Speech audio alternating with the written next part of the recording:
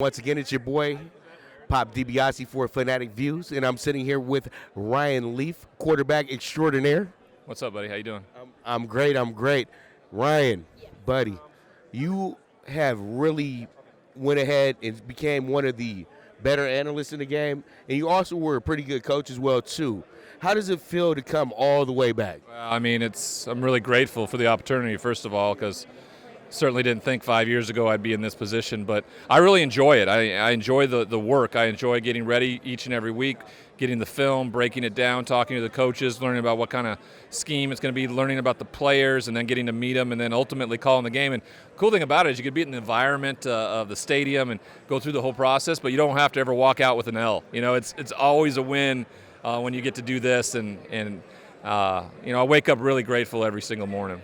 All right, so we know that you're analyzing players out of college and everything. Who are your top 5 quarterbacks in this year's draft? Well, I probably Joe Burrow right now is at the very top, but Justin Herbert's made a big climb to get into the second spot for me. 3 right now probably would be Jordan Love, followed by Jacob Eason, and then I'd probably say Tua there, just because there's just so many unknowns with him, and I don't know what's going to happen, how that hip's going to heal.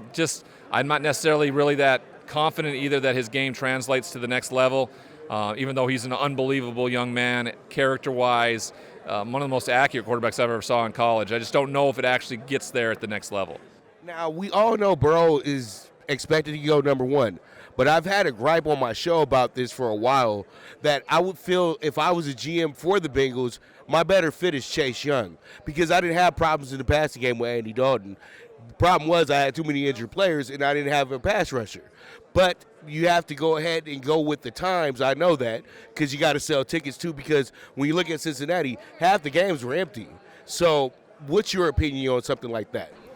Well, I think it works both ways, right? I mean, if I'm Joe Burrow, I'm like talking to my agent thinking whatever you do, just figure out a way how I don't go to Cincinnati because of that, empty stadium, them not playing for Super Bowls, all of that.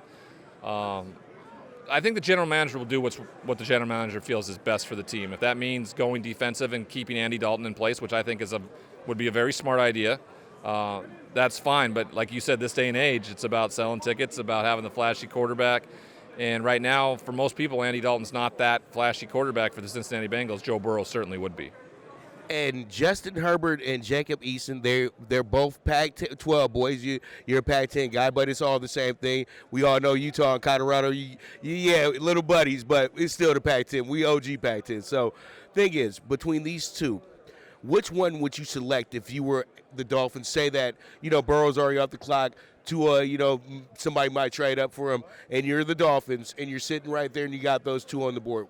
Which one would you want? Oh, easily Justin Herbert. Jacob Eason for me is still just he's going to be a work in progress. I really felt like he could have and should have stayed another year in college, but this was a means to an end for him. He wanted to go, exhaust his eligibility, and get to the NFL, and that's what he's done. And he's going to test better than anybody. He's big and strong and has a rifle for an arm.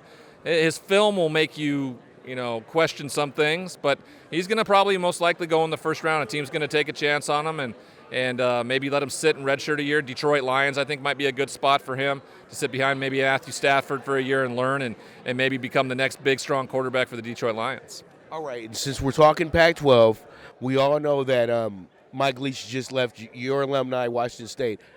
How do you feel about Mike Leach leaving? And he did set a pretty good president at the school and everything, passing-wise. I've never seen a Washington State team since your time pass that well and look that good, too, consistently. Because we know how Washington State is. They'll be good one year, and then it's like 2-8 again. Yeah. So how do you feel about that?